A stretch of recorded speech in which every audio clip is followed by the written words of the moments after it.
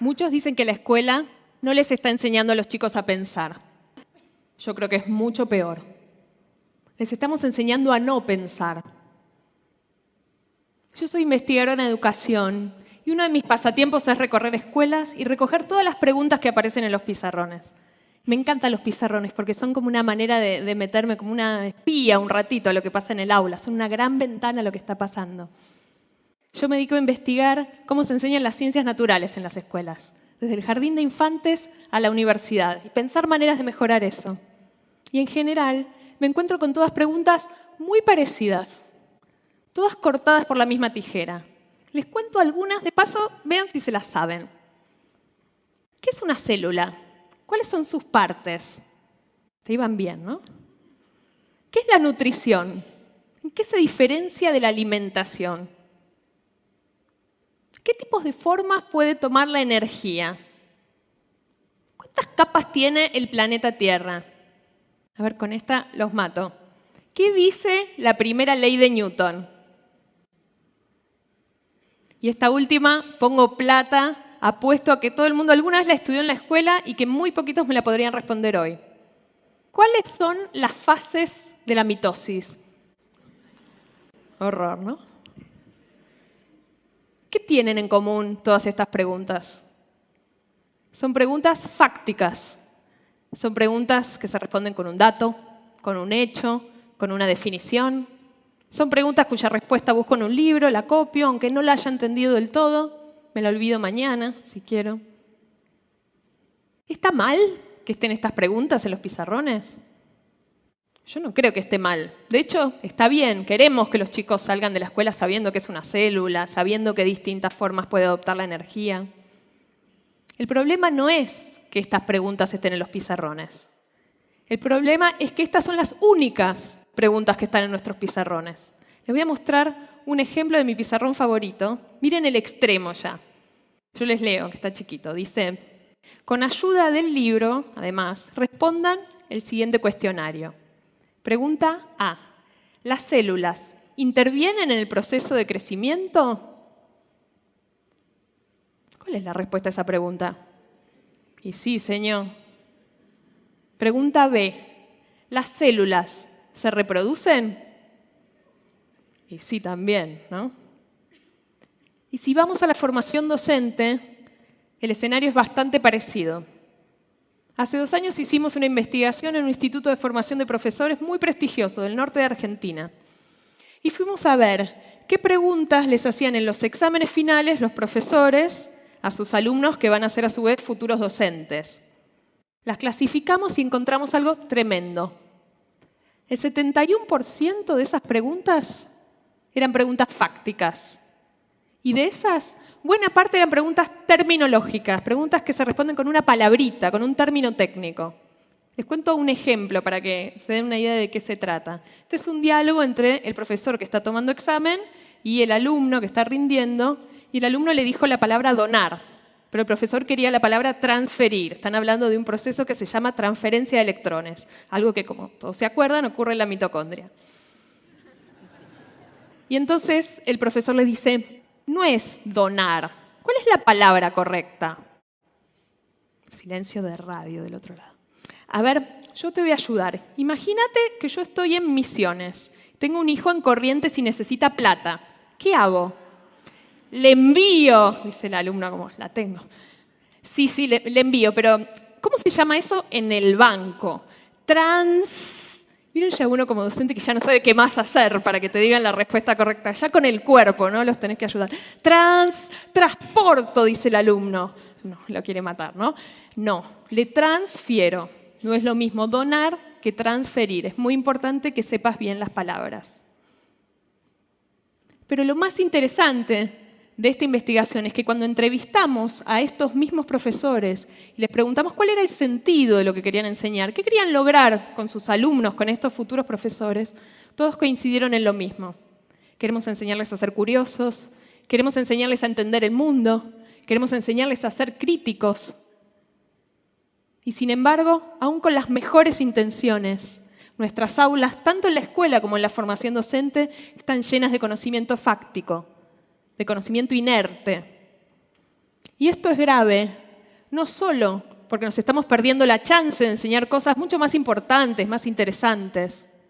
Es más grave aún, porque después de años y años y tantos años que los chicos se pasan en la escuela, los chicos aprenden, sí, pero ¿qué aprenden?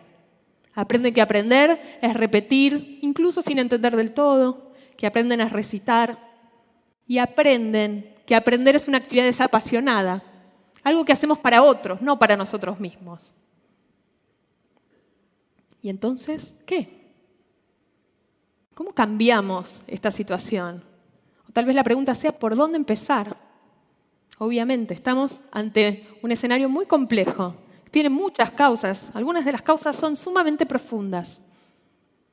Pero una de las cosas que aprendimos en estos años, de trabajar mucho con escuelas, es que una de las claves está justamente en ponerle foco a las preguntas. En transformar esas preguntas fácticas, esas preguntas muertas, en preguntas para pensar. En casos, en desafíos, en problemas que presenten cuestiones intrigantes, que uno le den ganas de responder. Les voy a contar 2 ejemplos de cómo sería, 2 ejemplos que usamos mucho con las escuelas. El primer ejemplo es una pregunta clásica de la escuela primaria, pregunta fáctica si las hay. ¿Cuáles son las características de los seres vivos? Y ahí todos aprendimos a repetir como loro. Voy a ver si me ayudan. Los seres vivos nacen, crecen, se reproducen y finalmente... Muy bien, todos han ido a la escuela acá, genial. Bien. Esto lo dicen los libros de primer grado. Cuando los chicos son más grandes les decimos medio que lo mismo, solo que agregamos un par de viñetas más. Por ejemplo, los seres vivos tienen células, respiran, responden al medio. Miren cómo sería una pregunta para pensar sobre esta misma idea de que los seres vivos tienen ciertas características en común que los definen. Resulta que ayer estaba cocinando pan en casa. Estaba cocinando y de repente me di cuenta que, me faltaba la levadura. Y me fui al súper a comprar levadura nueva. Agarré de la heladera. Cuando estaba en la cola para pagar, una señora me miró y me dijo, medio en secreto, me dijo, «Hey, cuidala mucho, a esa levadura, no se te vaya a morir». Yo la miré, mirá que la levadura es un ser vivo. Yo la miré y le dije, señora, discúlpeme, ¿usted tiene algún problema? ¿Cómo esta levadura, esta pastita que tengo acá, va a ser un ser vivo? Esto no se parece a ningún ser vivo que yo conozca. Y me fui. Pagué primero y me fui. Y mientras iba caminando a casa me quedé pensando, si la señora tuviera razón, ¿cómo podría yo averiguar si esta levadura es o no es un ser vivo? Fíjense cómo ahora ya los seres vivos nacen, crecen, se reproducen y mueren. No sirve más, no alcanza para responder esta pregunta. Ahora hay que pensar. Y entonces sí, con un sentido, los chicos estudian que los seres vivos tienen ciertas características en común. Y junto con la maestra le buscan la vuelta para averiguar si la levadura los cumple o no los cumple. Por ejemplo, los seres vivos se reproducen. ¿Y la levadura? Una manera de averiguarlo es poner un poco de levadura en un pan húmedo, esperar unos días y aparece levadura nueva. Vamos bien. Los seres vivos tienen células. ¿Y la levadura tiene células o no? La manera de averiguarlo es poner un poquito de levadura bajo el microscopio. Se ven un montón de células dando vueltas. ¿La puedo matar a la levadura si es un ser vivo? Una manera de averiguarlo es poner levadura a hervir un ratito, volver a ponerla en pan y ver que ya no hay más levadura nueva. La pregunta ya no es un callejón sin salida. Es una puerta de entrada para aprender. Les cuento el segundo ejemplo. Cuando los chicos estudian sobre el sonido, una pregunta fáctica clásica es ¿cómo se propaga el sonido?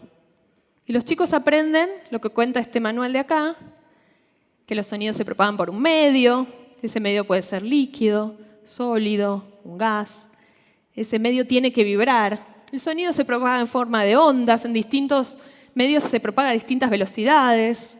En el vacío no hay sonido. Copian, lo cuentan en una prueba, algunos lo entienden más, menos. Fin de la cuestión. Otra cosa mariposa. Miren cómo sería una pregunta para pensar sobre esta misma idea de que el sonido tiene que viajar por un medio que vibra. Y para eso tienen que hacer 1 minuto de memoria, volver a su infancia. ¿Alguna vez jugaron con teléfonos caseros? Seguro que sí, ¿no? Si no jugaron, es una pieza carísima, sofisticadísima de tecnología, algo como esto. Si no jugaron nunca, este es el momento. Cuando vuelvan hoy a sus casas es muy divertido, muy adictivo. Y de hecho eso fue lo que les pasó a Agustín y a Violeta, 2 hermanos que habían estado toda la tarde en el patio de su casa jugando con teléfonos caseros. Y de tanto jugar y jugar, hubo algo que les llamó la atención. El teléfono, para andar, siempre tenía que estar con el hilo bien estirado. Si el hilo estaba colgando, no funcionaba más. Y se pusieron a discutir. ¿Por qué estaría pasando eso? Y Agustín decía, yo sé, Viole, en realidad lo que pasa es que si el hilo está colgando está flojo, no tiembla, y por eso no llega el sonido. Pero Violeta no estaba para nada de acuerdo. Decía, nada que ver, Agus. Lo que pasa es otra cosa. Cuando el sonido va por el hilo que está flojo, llega abajo, ¡ping!, se cae al piso y no puede volver a subir. Y así se quedaron discutiendo. ¿Cómo podemos hacer para saber quién de los 2 hermanos tiene razón? Y de nuevo, la pregunta abre el camino para aprender y para explorar. Esta pregunta la armé después de trabajar mucho con chicos de primaria, con teléfonos caseros, y siempre pasaba algo parecido a lo que les pasaba a Agustín y Violeta. Muchos de los chicos, les diría, la mitad de la clase, siempre estaban convencidos de que el sonido se caía al piso y no podía volver a subir. Y entonces así, los chicos en grupos se tienen que romper la cabeza para buscar una manera de ver quién de los 2 hermanos tiene razón. Y siempre, alguno de los grupos llega a una solución que es simple pero brillante. Poner el teléfono en posición vertical, parado, con el hilo bien tirante. Hablar desde abajo y escuchar desde arriba. Si Violeta tiene razón y el sonido no puede trepar, ¿qué va a pasar? No se va a escuchar nada. Si en cambio el que tiene razón es Agustín, va a pasar lo contrario, se va a escuchar fenómeno. Lo más lindo de estas preguntas para pensar, creo yo, es que los chicos no solo aprenden ideas, conceptos importantes sobre cómo funciona el sonido, los seres vivos o el tema que fuera. Aprenden capacidades de razonamiento que los van a acompañar toda la vida. Aprenden a debatir, aprenden a resolver problemas junto con otros, aprenden a analizar datos, aprenden a discernir entre distintas explicaciones, aprenden a pensar. Pero esta idea de las preguntas para pensar no es nueva en educación. Sin embargo, estamos lejos, muy lejos de que esto sea una realidad en todas las escuelas. Pero la gran noticia es que cuando eso pasa, los resultados son maravillosos. Y les quiero mostrar unos. Estos son los resultados de un programa que venimos llevando a cabo desde el año 2007. Un programa que se llama Escuelas del Bicentenario, por el que pasaron más de 130 escuelas públicas de la franja más pobre de toda la Argentina. Al principio del programa les tomamos una prueba a los chicos, todas con preguntas para pensar. Les fue horrible. Muy poquitos de los chicos podían responderlas.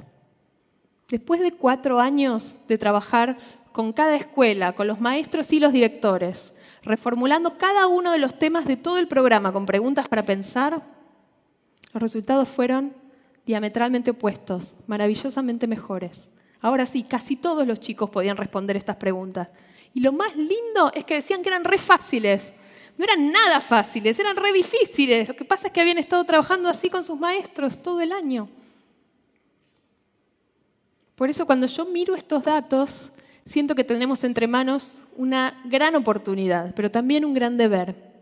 Porque lo que nos dicen estos datos es que el cambio es posible. No que es fácil, no es nada fácil. Es difícil, requiere un montón de esfuerzo, requiere estrategia, requiere hacer las cosas bien, pero es posible. Y es posible en escuelas reales, potenciando a los maestros y profesores que tenemos hoy en el sistema educativo. Es posible con los chicos que tenemos hoy en la escuela. Y es posible en tiempos razonables.